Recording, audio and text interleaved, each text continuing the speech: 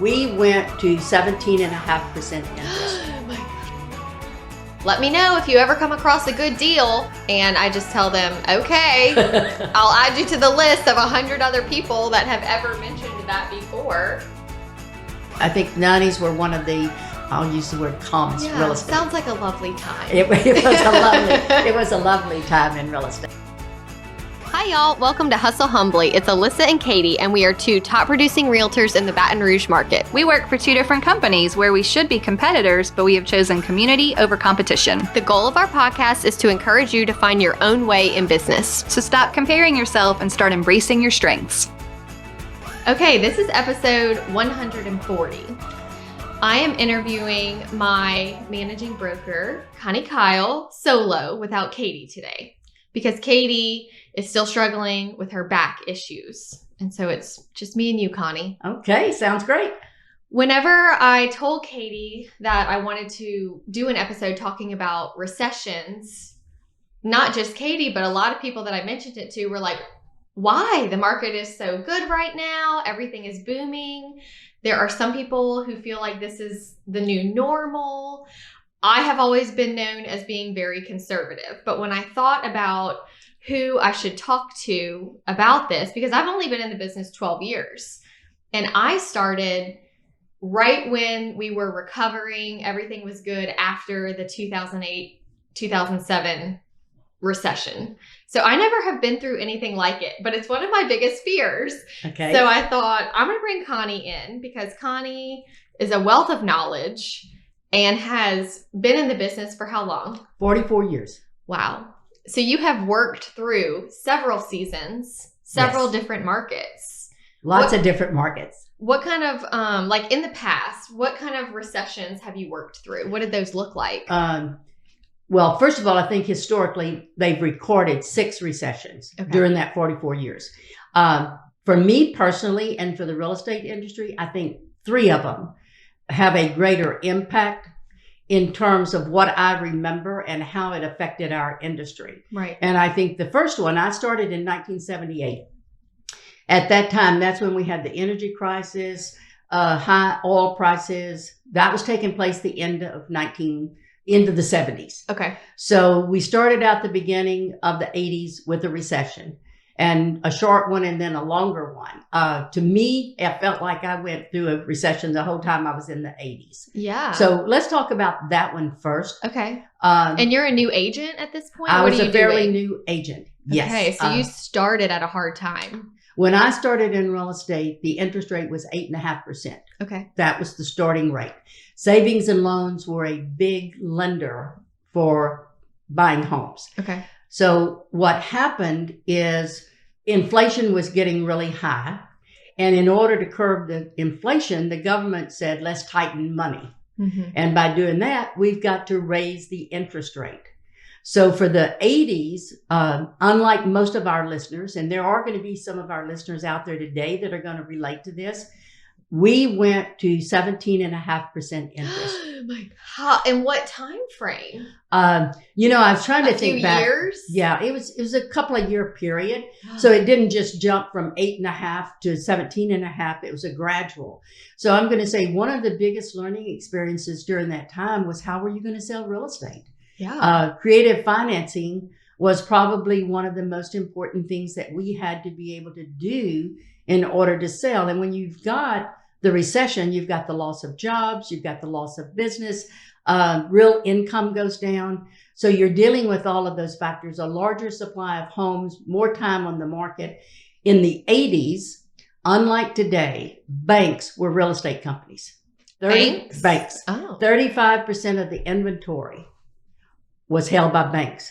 That made them the largest real estate company out there. Because of foreclosures? Foreclosures and repossessions, yes. So they held 35% of the 35%. inventory. Mm-hmm. That is just... One of the biggest markets was agents that had connections with one of the lending institutions, and they marketed all of their properties. Yes. So the agents that were listing the foreclosures were doing pretty well. Yes. Considering, because Yes. that's what there was the most of. And now I have investors that are wanting foreclosures. And at this time, when I do a search, there's not many, if any. And when they do come up, they are not priced competitively. Probably they're not. not priced below market value to get a deal. So that's been kind of interesting also. Well, I think one of the misconceptions in our industry is that the public tends to think that if it is a repossession, a foreclosure, that it's going to be a better price. That's not necessarily true. Things sell at market value. So if you get a better price, if you want to think of a better price, it's probably got some deficiencies that have to be taken care of to get it up to market value. That likely costs that much. So I always think in terms of property sell at market value, whether that has to do with condition, location. I think deals are often misused in our industry, the word deal. Yes, I would agree with that. I always have people say, let me know if you ever come across a good deal. Yes. And I just tell them, okay, I'll add you to the list of 100 other people that have ever mentioned that before. So yes, that is true. So more about the 80s. Okay. You were struggling to get started in your career. Were you working on foreclosures? What kind of things were you doing? I did not do a lot of foreclosures. I think probably the part that I remember the most about the 80s, because I was a very active agent myself, sold more property then. One of my highest years was in the 80s. I think more importantly was the creative financing. Right now, most of the agents, fairly newer agents, are not even familiar with discount points or how they're effectively used. Right. In that market, discount points were paid by the seller in order to reduce the interest rate so someone could afford to buy a home. Another thing that we don't see today that was very prominent in the 80s were assumptions. Okay. We don't even think today in terms of ever going out and assuming a loan. Right. But when you're looking at 17.5% interest and you can assume an 8% loan, it has a great value. So were people just renting more? No, I'm going to tell you through all of the markets, people are always buying and selling. That's good. So that's an encouragement for anybody that's out there in terms of, are we headed toward a recession? My message to them is that people are always going to buy and sell, maybe not at the same rate, but there's going to be activity in our market. It's not going to just totally shut down. When did you start seeing the light from the 80s? When did things start improving? I'm going to say the end of the 80s, the beginning of the 90s. I think I've shared with you before, 90s was probably one of the smoothest times in real estate. It was just a steady increase. Not a lot of things going on that disrupted the market. You were able to kind of predict where you were going and what was going to happen. When you've got recessions, particularly in any type of market, it's kind of like playing dominoes. And if you line those dominoes up and you click one of them over, they're all going to fall down. So everything is so intertwined that when you've got inflation and then you add interest rates or you add other things from the economy, it all affects, and then everything kind of collapses together. One of the things I'll also point out about recessions is that a recession is for a period of time. Yes. However, when that period of time is over, it doesn't necessarily mean that the impact of the recession is over. Yeah. So you've still got some recovery time. And that's the reason why I think for the interest rates or whatever, houses staying in the market, all of those things are kind of the aftermath of a recession. How long do you feel like once things settled that it took for a recovery period, like a year or two to just? I'd say a maximum of 2 years. Okay. Probably a maximum of 2 years. And then it was smooth sailing through the 90s. The 90s were smooth. I think 90s were one of the calmest, I'll use the word calmest, real estate. Sounds like a lovely time. It was a lovely time in real estate. Especially when you said you felt like things could be predicted, you could look at trends. I am saying more now than I ever have before to my buyers and sellers. If I had a crystal ball, I would be able to answer your question. Right. Unfortunately, I have no way of knowing at this time what the market is going to do even in the near future. I don't know what the end of this year is going to look like. Next year, especially 2 years from now, I'm just not sure how it will all play out. So I think that's a big thing too, is that in the past recessions, they have followed a predictable economic cycle that, okay, well, this is what happens and this is how long it takes. Whereas now it seems like we're experiencing something that the agents that I have spoken to that have been in the business for decades are saying, we've never seen anything like this. Well, the 3 significant recessions that I speak of, each one is different. Okay. Each one is different. So the 80s was totally different. Okay. And then I think the next recession, if we want to talk about, really is the 2007 to 2010. That is considered the Great Recession, by the way. Wow. And the Great Recession, and there are a number of listeners out there today that are probably or were probably in the business at that time. You said you came in right after that. Right after. But that was the subprime, the fall of the subprime mortgage, so to speak. So I think if you go back in history, prior to the subprime and all that, you had the bubble. Okay. You often speak of the real estate bubble. Fortunately for us in the Baton Rouge community, the bubble wasn't as great as it was in other, I'll say, stronger markets, so to speak. So if you think in terms of Miami or Tucson or New York or Chicago, San Francisco, the bigger market areas, those bubbles just got bigger and bigger. And it's just like you can blow up a balloon. You can have bubble gum in your mouth and blow a bubble, but sometimes it's going to pop. Yeah. So I think that was a warning sign. You know, I often tell the agents, you can only climb so high to the top of the mountain, but when you get there, you got to come down. So it's the same thing with the bubble. The bubble got so big, and when it burst, and then you had the subprime mortgages, that caused the collapse of the banking system. So the bubble was before 2007. Yes. Leading up to that. Leading up to it.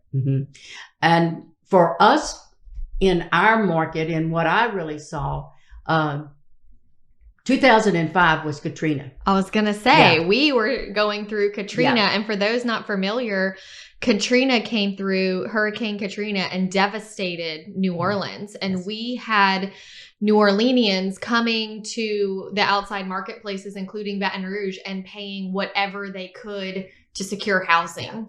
And I think one of the important factors to remember about that time, in my opinion, when Katrina hit, we were at the top of the market. Okay. For us, right here in Baton Rouge, we had a lot of supply on the ground. New construction was kind of at the top. You could just feel that it couldn't hold out. Well, then Katrina took place. And to a certain extent, Katrina salvaged the real estate industry at that 2005 because there was no property. It was grabbed up in a hurry. Yeah. And yes, prices went up. So we were saved at that time. In addition to that, we never got the bubble never got as big for us as it did in other markets. And also during that time is when the Dodd-Frank bill was enacted. It really tightened the reins on financial industries, the banks, the lending institutions. That's also when we bailed the banks out and we bailed the auto industry out. Wow. So those were the big things. During that recession, like today, agents are scrambling to find a piece of property. If it stays on the market a day or a week, whatever. Back then we had a year, 2 year supply, particularly in the luxury end properties. It was not unusual to have 2 years supply of property. I think even it was one of the agents in our office that worked through Katrina and the bubble said, if you looked in our MLS before Katrina, the amount of luxury properties was very rare. If there was a transaction over $1 million in our marketplace, it was very rare. After Katrina, much more common. You know, people started really eating up any house, luxury homes, whatever it would be. It's also interesting because Katie has told me before that she started around this time. So as a new during the agent, Great Recession, Katrina time frame, so leading up to that. All right. But so right before that, she started and she was on phone duty getting calls of, I want to write an offer on this house. And she was like, oh my gosh, okay. And so I kind of wondered too, when you do have a spike in demand and there's new agents. I mean, you are the manager of our office, so you are constantly meeting with new agents, training them, seeing how long they last, if they're a good fit, if they're made for this. What are you seeing then versus now, just new agents getting in at a time that is very lucrative? There's a lot of, it's hard because I guess that they may or may not be getting listings because there is low inventory, but what are you seeing as far as new agents coming in at a time when seasoned agents would say the market is good? Well, I think agents have changed over the years. Yes, okay. I've seen that even since when I started. Yeah. And I think, unfortunately, in my opinion, COVID has made even a greater change. COVID created a time when going to the office, some of the camaraderie, the relationships that we had do not seem to play the same role that they did earlier. Right. And we both know that real estate is about relationships. Yeah. You've got to build the relationships. So, and not just with your clients, but with your fellow agents. With the fellow agents. So I think there's a lack of relationship building with the agents. And I think also because of COVID, so many companies, the training has gone, maybe not be quite as strong as it would have been because you don't have the agents in. People are afraid to get out. So you had all these factors playing in. Yeah, things are so much more virtual right now. And I think that the newer agents, I hate to say they kind of got left behind, but I don't think maybe they got as much hand-holding and mentoring as they would have had at an earlier time in their career, at a different time in their career. So maybe less quality training just due to virtual, there's only so much that you can really pay attention and feel like you're learning. Yeah.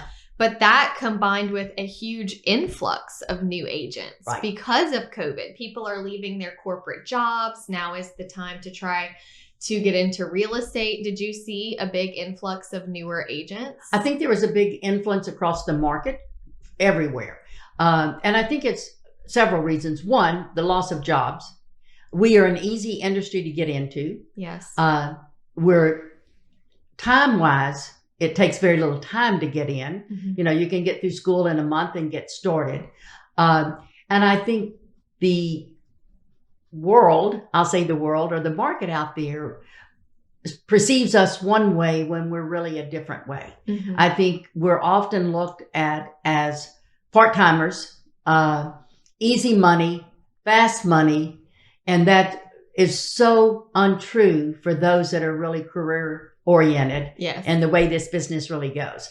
So I think their expectations were totally unrealistic. And I think oftentimes they're grasping at straws to find something to bring income in, and people say, oh, we'll do real estate. So I think you have a lot of people getting into the market that are not suited. Sure. And I've never had, I will say since 2020, I have never had so many past clients reach out to me to say, I think I want to get into real estate. Yeah. It looks so fun. It looks so easy. And I also don't think people realize how that makes us feel to hear that. Yeah. We're like, well, it's actually a lot of hard work. Yeah. And they don't always see that until they quickly get licensed and say, well, that was easy. Yeah. And then it's, oh, wait, now I'm licensed. Now what? Yeah. What do I do? And then, just through conversations of trying to help those people if they did get into our marketplace, and then I got to see them quickly exit and go back to some sort of corporate job where they felt more secure, they felt safer. So I've seen it too. And I know as a manager, you've definitely seen it. Yeah.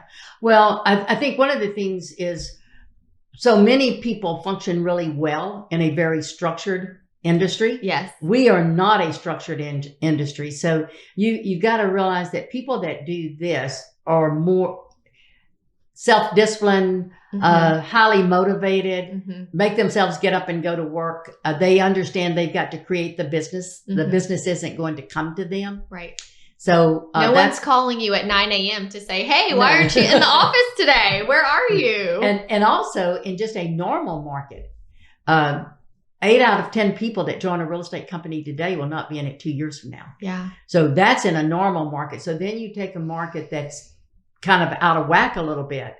That time frame is even shorter. I would like to go back to the recession of the Great Recession. Okay, in 2007. 2007 to 2010 is kind of the time frame. A couple of things happened there that I think were really different. It was the big introduction of what we call short sales. Okay. We had a lot of foreclosures and all in the 80s, but we really didn't deal with what so many of people dealt with in the short sales. I had realtor friends across the nation. 60% of their business was short sales. Wow. Short sales generally take a minimum of 6 months to 2 years to close out. I can remember you telling me short sales does not mean they are short. That's right. So I think that was one of the big things that was a challenge. And the thing that made it such a challenge is that you're not dealing with one lender. Every time you dealt with a lender or a different lender, their procedure was totally different. So for agents, they were totally challenged to know, well, this lender did this, but now this lender is going to do this. So every transaction was handled a little bit differently. The other thing that I remember particularly about the Great Recession was rentals. When you're used to marketing property within 6 months, and now you're talking a year or longer, most sellers could not sustain that kind of pressure on income. Yeah. So we kind of entered into the rental industry at that time. As a company? As a company, because we had so many sellers that were hurting, that really needed some type of relief. So for us to put a renter in, help them get through some tough times. In addition to that, and what agents may not be aware of, but if those houses sit vacant, they lose insurance. Yeah. So that you had the insurance component along with that. That's one thing that you mentioned when I was doing some research just about recessions in general and the real estate side and the investor side. And I came across an article that said something that people don't take into account is the humanity, emotional side of this. And when we do go into a recession, people are put into situations that affect their family for generations, just depending on how much they're affected financially. Yeah. Well, historically, recessions are preceded by inflation. Okay. And obviously, we're in a 40-year high. We kind of go back to the 80s in terms of inflation right now. I think what we tend to forget is that even though there's been an increase in wages, particularly in the last 2 years, the inflation is greater than the increase in wages. Yes. So what it means is that a normal household, they may have a fixed rate on their mortgage or a fixed rate on the car, but the groceries, the gas, everything else you're doing costs more. So that discretionary income is not going to go like it did before. So now their debt structure increases.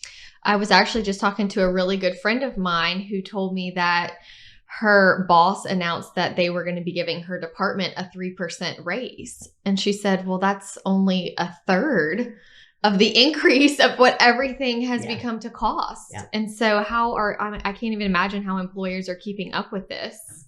And of course, we all know that in a period like that, lower income earners are hurt more drastically because it takes more of their income to even try to maintain their standard of living. And that's why the standard of living often gets lower.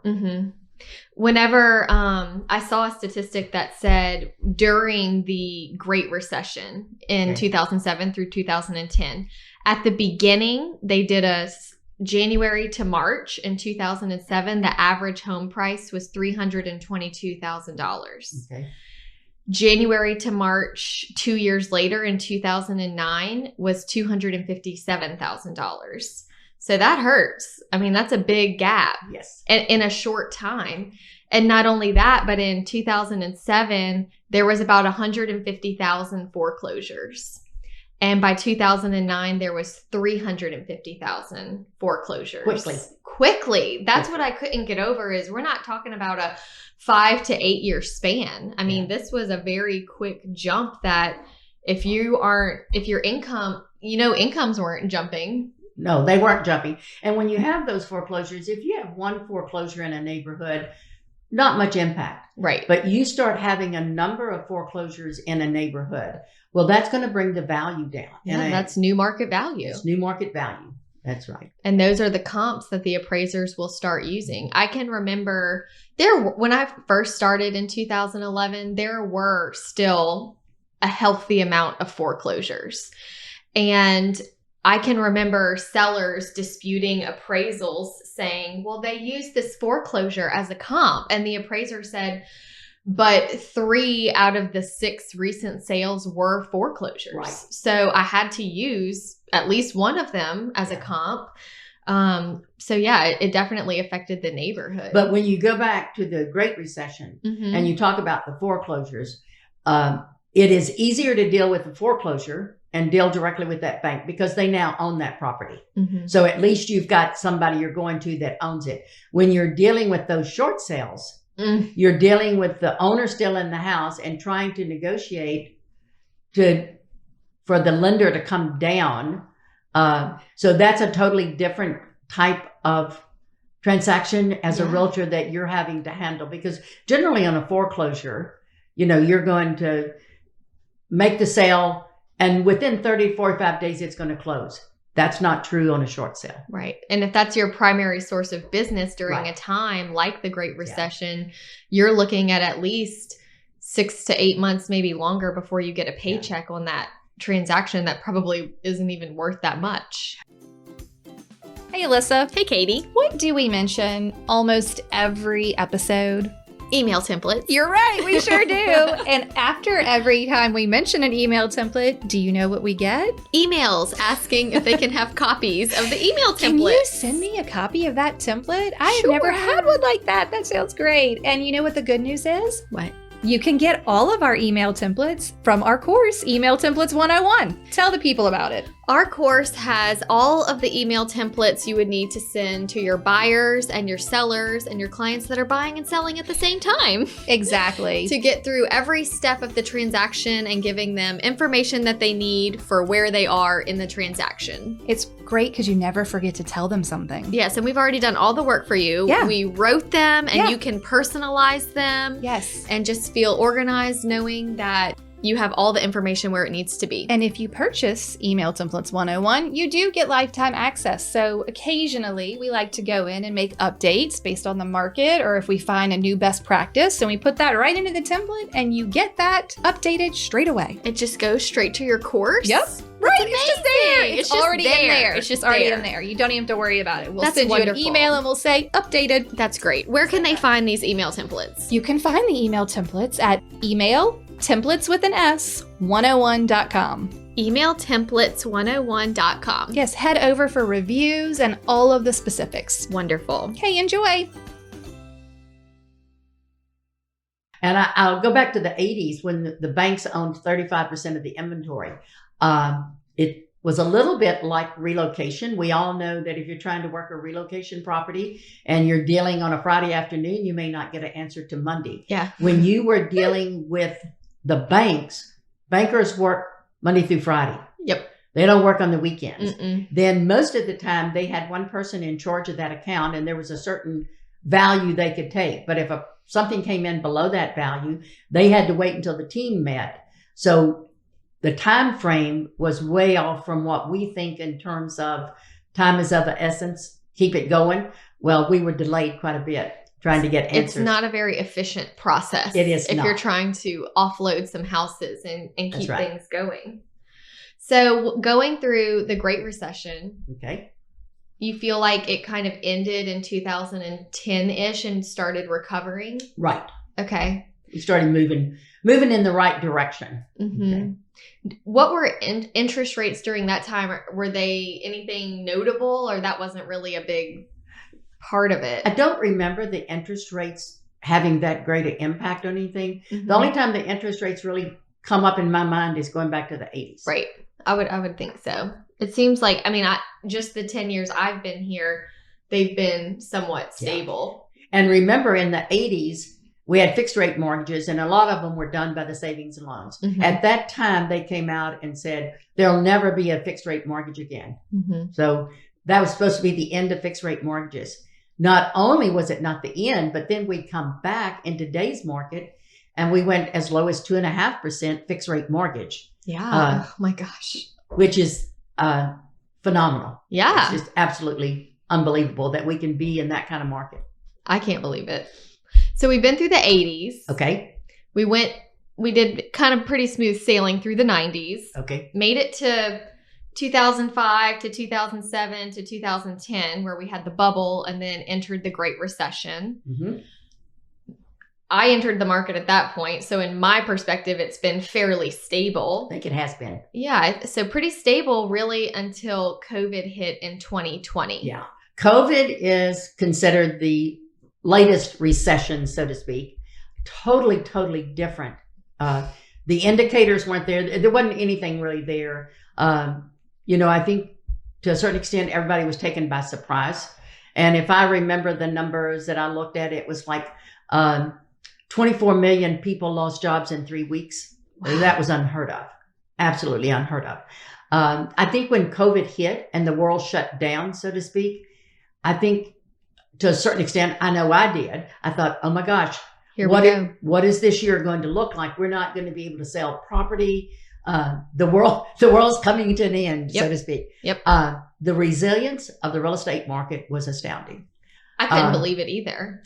To grab a hold of videos, virtual, whatever means they had to make things work was just unbelievable. I know. We went from really making sure a buyer drove by a home and made sure they liked the neighborhood and the commute before we even made an appointment to go inside, dealing with quickly getting comfortable with video with your clients to do video tours.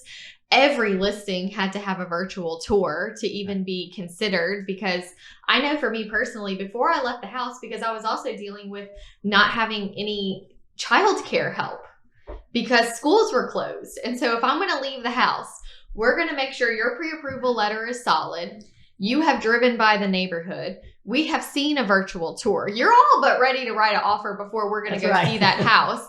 And I actually felt like I learned a lot too in that. I can remember the first buyer in 2020 after the world shut down that sent me 7 houses they wanted to see. And they were kind of all over the place. And I said, listen, we cannot go into all 7 of these homes. I need you to do some research before we make appointments. I want to make sure that you have driven by, you've timed the commute from your work. The things that you told me were important to you, I want to make sure they're done before we go in the homes. So he did. He took him and his wife, went and just drove around, looked, and it narrowed it down to 3. And I thought that saved me time. It saved him time. It saved the seller's time. I thought this might be my new form of practice forever, just to make sure that people are serious before we make appointments. But I agree, whenever people were losing their jobs, all of a sudden labor and building costs started increasing. And I thought, well, this might be my first recession coming without any announcement. It just is here, and I don't know what my business is going to look like. Me and my husband were having to have discussion about what would happen if my business slowed down significantly, re-looking at finances, making sure everything was good to go. But then, after a few months, all of a sudden it was just madness, unlike anything I had ever seen. What did you experience on your end? I think first and foremost, from a company standpoint, enhancing everything we had that had to do with Zoom meetings, virtual training, Authenticign, everything that would make life easier for an agent and for the consumer, so that we could do more transactions apart, so to speak. Right. So I think first and foremost, and we were very fortunate as a company because we had just implemented probably a year and a half prior to that, automated system for all transactions. And our agents were able to scan documents, and we didn't have to be in person, so to speak. So that was a great saver for us.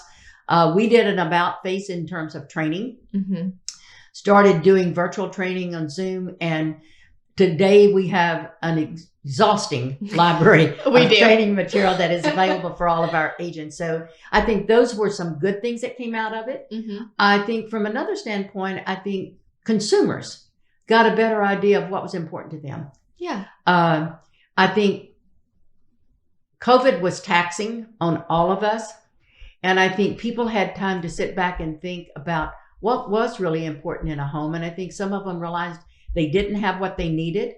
Maybe some of them had more than what they needed. But I think that drove the demand. And I think the other thing that continues to drive our demand right now is historically the baby boomers have been the biggest market that has ever existed. Continues to be a big influence on the market even today. But millennials will take over. They are going to be and are bigger than the baby boomers. So that will be the next group that I think will be more in line with what history has experienced with the baby boomers. That makes sense. And I think those millennials are educated. Some were not home buyers, but with the low interest rate and all, they understood now is the time to do something. So I think it brought a lot of them into the marketplace. Speaking of buyers, the consumers knowing what's important to them at this time, Katie and I just did an episode evaluating the National Association of Realtors buyer and seller profile from last year. And it went from one of the top priorities for home buyers was proximity to work. Whereas in 2021, it was proximity to friends and family. Right. Total shift in what was important to them. I think because COVID changed, I don't have to be right on top of my job. In fact, I can be distant and have my job. And I think proximity to the family or maybe to recreation or whatever became much more important than before. I think having the home office. Yes. So I think the demands in terms of what the public wants in housing took a drastic change along with COVID. You said something in one of our sales meetings recently that really made a lot of sense to me that I had not thought about. Everyone is saying inventory is low. There are no houses to sell.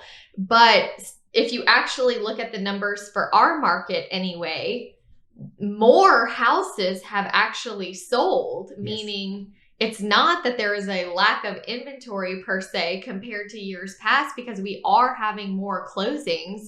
It's just that the demand for those homes is higher. Yes, that is exactly right. I often tell agents, they'll say, oh, we don't have any listings. We have had more listings. I think statistically, if you go back and look at the board, we had more listings in 20 and 21 than we had prior to that time. And that's exactly right. We have more buyers. So that's what's been the driving force that has caused such a crisis. I'll call it a crisis in our industry because I often tell agents, you're working in the hardest industry I've ever seen right now. Having to deal with multiple contracts, anywhere from 3 to 20 or more maybe, is much more difficult than having a house, even if it sits for 3 months, 6 months, or 9 months. Working one contract is a lot easier than trying to make sure that you're covering all of your bases and getting the best value for that house and fair value for that house with so many factors coming into play. Yes. I mean, we're learning that it's not all about the price being offered. When we're evaluating these offers, looking at, is there appraisal? I'm seeing appraisal gaps, escalation clauses, deposit waivers, no appraisal, total appraisal waivers. There's so many things that people are doing just to try to get the house. I have a program I use that anytime someone reaches out to me to buy or sell, I just put their name in this column, either the potential seller or potential buyer column. My potential seller column has never been so long because this market is making people go, should I sell my house? Yeah. Is now the time? Am I going to get more money now than I ever will? Maybe I should look into selling. And I have done more market analysis for people who are very pleased with the final number, but then realize, oh, but we have nowhere to go. Right. That's the thing. I may get more for my house today, but I'm going to pay more for the next one that I'm going to buy. Yes. Is it a good swap for me? You know, is that the right thing to do? It's even made me personally go, I mean, do we need to be thinking about living in one of our rental houses for a little while and then buying in a few years? But again, if I have my crystal ball, I would know the answer of what to do. And I know that this is really unlike anything. Would you say this time is unlike anything you've been through? Totally unlike anything I've ever been through. And I don't think it's, I would not consider it a normal recession. It's a totally different animal, so to speak, of anything that we've ever dealt with before. For one thing, COVID happened so quickly and we were shut down so quickly. Whereas even in the 80s or even in the Great Recession, there were signals. You had a pretty good idea something was coming. Right. I'm not sure in December of 19 that any of us ever really could say, hey, come March the 15th, everything's going to close down. We're going to be in our houses. No, I don't think any of us ever comprehended that. It wasn't even until May when I had been home with the kids for 2 months that I was going, wow, this is happening. Yes. This is real. It happened so quickly, just adjusting to figuring it out. So with where we are now, right now, if you get a listing, it's going to sell. If you have a buyer, it's going to take some time, but they will likely buy. Buyers seem to be very motivated. You're not just casually looking in this market. And that's something I'm telling buyers right now. Anytime I have somebody that comes to me and says, I want to buy a house, first, a little piece of my heart kind of goes, oh, okay, here we go. Let's get ready. And then I move into coaching and preparing them for what that means to be a buyer in this market in 2021, when you are going to have to be competing and there is no such thing as casually looking. You're either an aggressive, motivated buyer or you're not going to buy a house right now. I'm not sure how long this will last, but I am a very conservative person. And one thing I've always admired about you is that I feel like we're kind of the same in that aspect. And I've shared the story on the podcast before of when I interviewed brokers. I interviewed 3. And the first one was very rah, the sky is the limit. You can make 6 figures in your first year. You can do whatever you put your mind to. Very exciting. And the second one told me, we're just not the best with training. And then you told me, listen, you can do really well in this business, but it's going to take time. It's going to take planning. Do you have money in your savings account? Are you married? Do you have anyone helping you financially? At a time when I was single and waiting tables and did not have a spouse, did not want to go to mom and dad for help. I was determined, but your advice is what made me shift how I was thinking about real estate to go, this is a real career that no one is paying me but myself. And if I want to make this work, I need to figure out how much money do I need to survive on with where I am right now. And then that changed after I got married. And then that changed again after I had kids. But I feel like the reason I was able to make it is because I was mentally prepared for the hard things. And a lot of people aren't. That being said, I know right now everyone is just reaping and sowing and the market is good. Agents are doing well, the ones that are full-time and really committed. I know we don't have a crystal ball, but what are you thinking about the future as a manager for the company? And what is the company thinking? Well, I tell agents right now, make hay while the sun shines. Yes. So that means the business is good. Get out there, work hard, make the money. But I also say save your money. Yes. be prepared for what's going to happen. Historically, it tells us with the high inflation that we've got right now, the probability of a recession is very likely. Mm-hmm. I think a lot depends on what happens, and there's so many factors right now. First of all, back in the 80s, I'll go back to the 80s, when they raised the interest rate, To slow things down. It causes another issue. Mm-hmm. One of the things I think that's really unique right now is we've got really high inflation, matching what took place 40 years ago, Yeah. yet we still have incredibly low interest rates. Yeah. How far can the interest rates be raised without really tipping the scales too much? I think that's yet to be determined. Mm-hmm. And I think in addition to that, unfortunately, there's a war going on. Right. So all of these things are factor in to what's going to happen. Mm-hmm. I would say the best way to prepare is to get your own house in order in terms of finances. Yes. If you're a little overboard on the debt, I would be working right now to try to reduce that debt so I've got a little bit more liquidity. Mm-hmm. Even if I don't have the money to invest, to know that I've got the money to take care of my family if things slow down a little bit. Mm-hmm. Educate yourself. I'm a firm believer that you've got to spend on a dime and keep up with what's going on today. It doesn't make any difference how many years you've been in real estate, including myself. I am learning something new every day. I have had to change my direction many times in this office to keep up with what's going on. So if the interest rates rise, do you understand what an adjustable rate mortgage is? Do you understand how an assumption works? What are the advantages? What are the disadvantages? Agents need to be prepared to know how to do that. What will a discount point do Mm-hmm. if the seller pays that? Where are things going to come in? And I think probably one of the most important things is when you're dealing in that kind of market, when they stay on the market 6 months, 9 months, a year, or whatever, Mm-hmm. first agent isn't always the best agent. Right. And I think often that's because if we're dealing with those really high prices, are you willing to go in and take a house that's really overpriced? I think honesty is at the root of all of it. Honesty and transparency. So if you're being honest with your seller, even if you don't get that listing, if the market switches and it takes a year, you may be the second or third listing, but you may wind up with it. Yeah, you may have dodged a bullet in the first Yes. round. I will say that during recessions, if we do go that way, investors usually do really well Mm-hmm. during a recession period. They are generally prepared with cash liquidity, so they can go in and take advantage, hold the property, and when the market recovers, make a profit.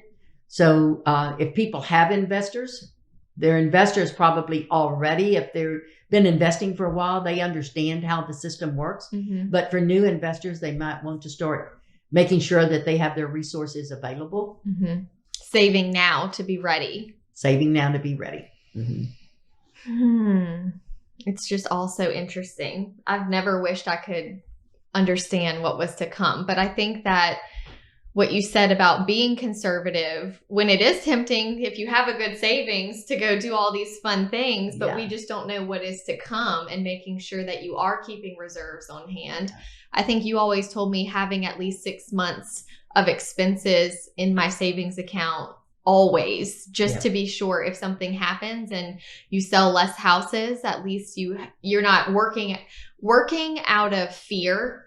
And working when you need the paycheck is the worst place to be working from. Because it puts too much pressure on you, which you in turn put pressure on that consumer. Mm-hmm. For new agents, I usually recommend a year of financial stability. Okay. 6 months is doable. If someone comes to me with less than 6 months, my concern for them, I know how hard it is to save money. We've all been through those struggles, but I also realize how quickly it's gone in real estate. 6 months of savings can be gone in 3 months. So fast. And then you don't have your business up and going and your reserves are gone. Mm-hmm. And then if you are planning well and saving, and the recession isn't as violent as we think it is, you're just in a good position. You're just ahead of the game. In the past recessions, did you see an influx of agents leaving the business? Yes. Okay.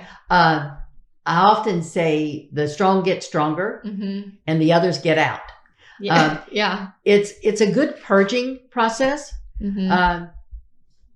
because of our industry and the way it is. It's easy to get into the money. It's not expensive to get into all of those things, and it looks lucrative. Okay? Right. Sometimes the people that aren't doing business, it's not sometimes, I'll just go ahead and say more often than not, that's the most dangerous people in the industry because they're not doing it every day. They don't necessarily know how the transaction works, or are they keeping up with everything? So then when there are issues, those are the agents of the company or the consumer that really gets hurt. So yes, I do think it's a cleaning out process, and I think it's good for the industry. Yeah, I would agree with that. Industry. We've said, people get licensed quickly, and then they come in and they mess up a few deals and hurt our reputation with the public, and then they leave. And we're here to reclaim professionalism in our brand and try to put it back together. But it's the same way, even with the builders, the good, strong builders, they will survive. Yes, they will survive. It's the ones that are doing it on the side or trying to make extra money, that type of thing. They're the ones that really generally can't sustain to get through those hard times. And I just can't imagine the headache being worth it. Not for me. No, no. After paying your dues and doing all of the things, it's just, to be part-time is just, Kind of like when people say, how much would I have to pay you to do this job? Part-time just isn't going to cut it with what you do with the work that we do put in. I think we've covered the majority of the questions that I had. We went through the 80s, the 90s, the Great Recession. We talked about now. Thoughts on moving forward. Do you have anything you want to add? I think the main thing that I would want the agents out there that are listening to hear, particularly if they've not been through a recession, is that people buy and sell. The business is not going to totally go away. Okay. And I also want to say to the newer agents out there, just because you're new doesn't mean that you won't survive a recession. The people that survive are the ones that are disciplined, motivated, and that work. Okay. Put in the work. And I'll emphasize work, because I think that the people that really do well in our industry, they work. Unlike what a lot of people think. Sometimes it's not a 40-hour week. Maybe it's a 60-hour week. Maybe it's a 70-hour week. So I think those people are always going to survive. They're fearless. They know they can do it. And they move forward anyway. So whether you're experienced or new, I don't think just being a new agent is going to keep you from doing well. No, I agree. I like that. Well, we always like to end our episode with a toast, a shout out to someone that has either been a mentor to you in your real estate career or someone that you just couldn't live without in your real estate career. Okay. I'm going to do both. Okay. I want to give a shout out to Richard McClellan. Okay. Richard McClellan was my manager mentor when I started.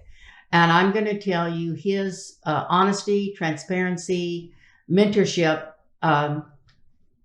was very influential in directing and guiding my career to where I am now. That's awesome. In fact, at Christmas time, I reached out to him just to leave a message to let him know how important he had been in my career. Yeah. So I would say from that standpoint, that would be the person that I think really gave me what I needed to move forward. Okay. As far as the one that keeps me in this business, it would be my husband. Okay. He has been supportive from the day I started. He is still supportive. And even though I am a very independent woman, trust me, many conversations we have, my thoughts are a result of conversations with him. Yes. And I think he continues to keep me strong and to move in the right direction. We refer to Connie's husband as Dan the Man. Dan the Man. And Dan comes to the real estate conferences and dinners, and he's a trooper. He lets us stay at his house until midnight at the Christmas party, offers to drive us home. He takes care of us. We love Dan the man. Thank you. Well, this has been a wonderful episode. Well, thank you. I've enjoyed it. I've never done anything like this, so Yeah. it was an experience for me. Well, you were a natural. Thank you. I appreciate you being here. Thank you so much for tuning in to the Hustle Humbly podcast. Let us know who we should toast to for the next episode. Be sure to follow us on Facebook and Instagram at Hustle Humbly Podcast. If you have an episode, topic, or question, please email us at hustlehumblypodcast@gmail.com. Be sure to subscribe to the podcast and leave a review. See you next week. Bye. This is the good life.